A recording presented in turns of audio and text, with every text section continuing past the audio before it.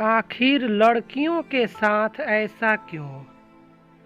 हम इतने प्यारे दुनिया में रहते हैं।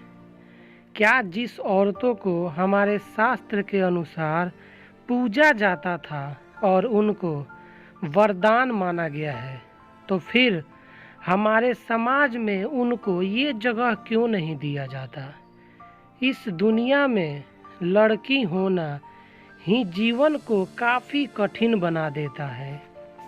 और जब आप दिखने में अच्छे न हो, पढ़ाई लिखाई में भी अच्छे न हो, तब सोचिए कठिनाई का लेवल क्या होता होगा।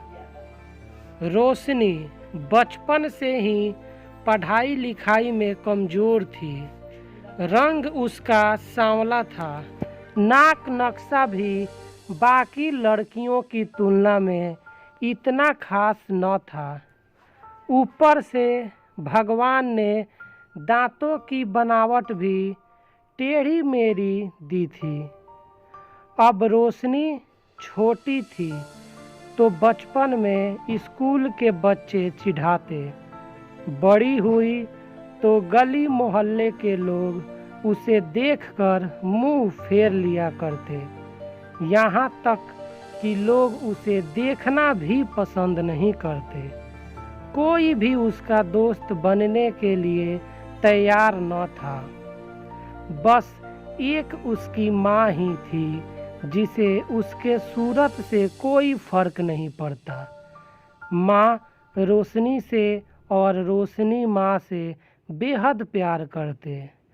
दुनिया भर की आलोचनाओं को सहने की शक्ति थी माँ रोशनी के लिए। जब कोई उसे बदसूरत बोल देता, जब रोशनी को शादी के लिए देखने आए लोग उसे बिना पसंद किए लौट जाते, यहाँ तक कि जब खुद के पापा ही उसे मनहूस बोल देते, तब माँ ही तो थी जो उसे समझाती कि लोगों के बोलने से क्या होता है, तू तो मेरी प्यारी बेटी है। भगवान के लिए इतने सारे अन्यायों के बावजूद रोशनी जीना सीख गई थी। वह खुश रहना सीख गई थी। जो भी गिने चुने लोग उससे बातें करते, उन्हें चुटकुले सुनाकर हंसाया करती और खुद भी ठहाके लगाकर हंसा करती। इसके अलावा एक और बहुत बड़ी खूबी थी रोशनी की। उसे खाना बनाने में बहुत मज़ा आता था। और ना ही सिर्फ खाना बनाने में मज़ा आता था, उसका बनाया खाना खाकर लोगों को जो स्वाद आता था वह उनको तृप्त कर जाता था। और यह उसमें अपने आप तो नहीं आया था। दुनिया के ठुकराए जाने के बाद उसने अपना सारा समय खाने की रेसिपी की किताबें, रेडियो और टीवी चैनल्स को समर्पित कर दिए थे। रोशनी की तारीफ तो कोई भी नहीं करता, लेकिन उसके हाथों के बने खाने की तारीफ वह हर व्यक्ति करता। इस एक गुण की वजह से रोशनी अपने आजू बाजू की औरतों में फेमस हो गई थी। क्योंकि जिसे भी खाना पकाना सीखना हो या कुछ नया पकवान बनाना सीखना हो, तो वह रोशनी के पास आती और रोशनी भी खुशी खुशी उन्हें सब सिखाती। उसके पास आने वाली औरतें अच्छा खाना बनाना सीख जाती, लेकिन लाख कोशिश करने के बाद भी रोशनी के हाथों का वह जादू जो उसको तृप्त कर जाता, वह कोई न सीख पाता। रोशनी की जिंदगी इन्हीं उतार चढ़ावों के साथ कट रही थी। अगले दिन लड़का रोशनी को देखने आने वाला था। रोशनी को इस बात की खबर होने पर वह दुखी और गुस्सा हो गई थी कि बिना उससे पूछे पता नहीं क्यों माँ बाप लड़कों को बुला लेते और उसका मजाक बना देते थे। माँ ने रोशनी को समझाया था कि ऐसा ही होता है, कोई भी बेटी अपने माँ बाप के यहाँ हमेशा नहीं रहती, उसे एक दिन शादी करके जाना ही पड़ता है। अगले दिन रोशनी सुबह सुबह ही लड़के वालों के आने से पहले ही सज संवर कर कहीं निकल गई थी। उस दिन लड़के वाले घर आकर माँ बाप को बहुत खरी खोटी सुना कर गए थे। वैसे भी पापा को रोशनी पर हमेशा ही गुस्सा रहता था, लेकिन उसकी इस हरकत ने उनको गुस्से से पागल कर दिया। उस दिन पापा ने रोशनी का सारा गुस्सा माँ पर उतार दिया था, यह कहकर कि एक मनहूस बेटी को जन्म देकर भी तुम्हारा मन नहीं भरा था, लेकिन उसको लाड प्यार देकर सर पर बिठा लिया है। हमेशा अपनी बेटी के बारे में गलत बोलने वालों से नाराज रहने वाली माँ आज खुद रोशनी से नाराज हो गई थी और वह अब रोशनी के घर वापस आने की बेसब्री से राह देख रही थी ताकि अपना गुस्सा उस पर उतार सके। सूरज ढलने से पहले रोशनी घर लौट आई थी। उसके चेहरे पर एक अजीब सी खुशी थी। हाथों में एक चेक था और एक सर्टिफिकेट भी। रोशनी माँ से कुछ कहना चाहती थी, लेकिन इससे पहले कि रोशनी अपने मुंह से एक भी शब्द कह पाती, माँ ने उसे खड़ी खोटी सुनाना शुरू कर दिया। गुस्से में माँ बोलते बोलते इतना कुछ बोल गई। माँ ने कहा, बाकी सभी लोग सही थे, तुम सच में मनहूस हो। तुम्हारी वजह से हर कोई परेशान है। अच्छा होता जो तुम पैदा होते ही मर जाती। यह दिन न देखना पड़ता हमें। गुस्से में बड़बड़ाती और सब्जियां काट रही माँ ने एक बार भी रोशनी की तरफ नहीं देखा था। रोशनी माँ की बातें किसी पत्थर की मूरत की तरह सुन रही थी।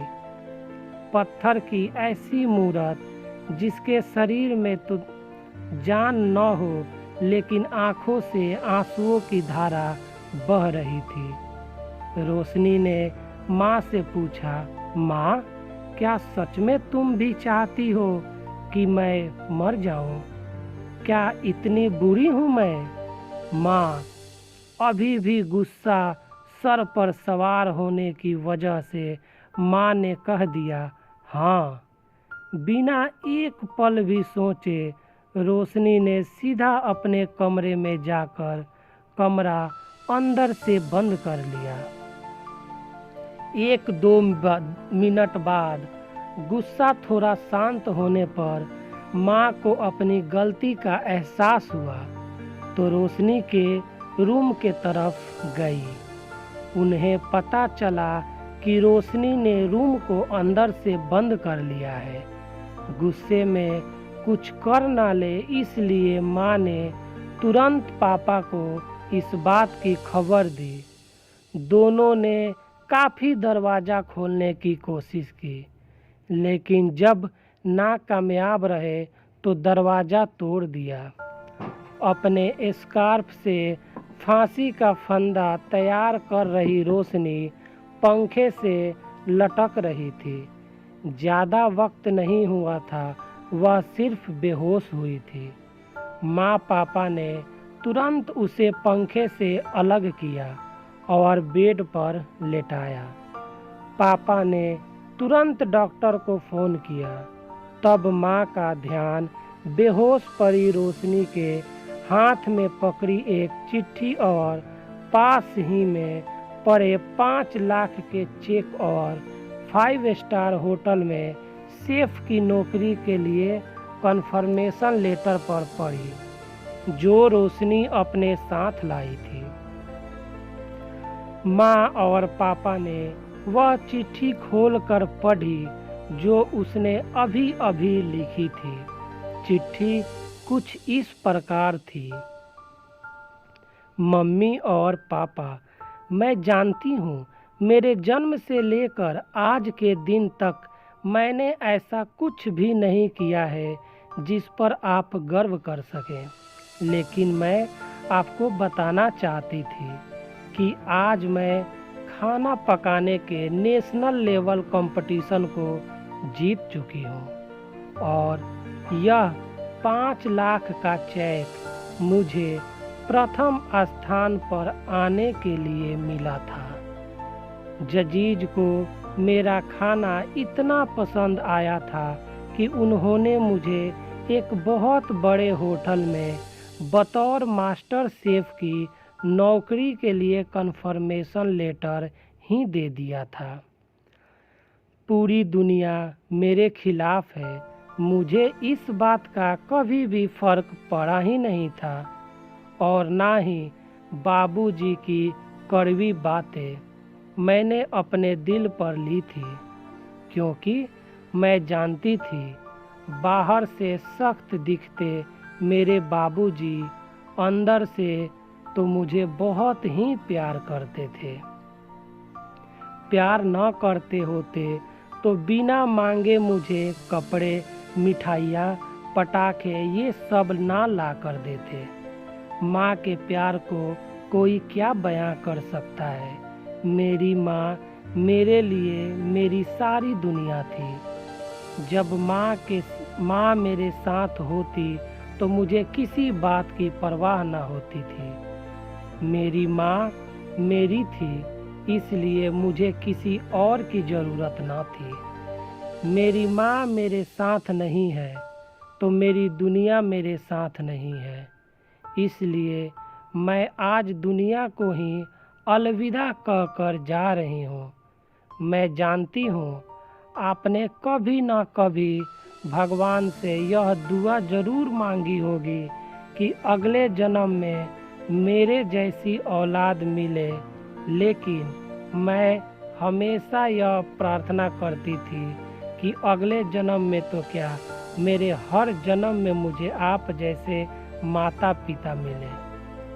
और आज भी यही प्रार्थना करके उसी भगवान के पास जा रही हूँ। चिट्ठी पढ़ते पढ़ते माँ और पापा सर से पाँव तक पछतावे में डूब गए थे और बेहोश पड़ी रोशनी के सर पर हाथ फेरते हुए फूट फूट कर रोने लगे थे।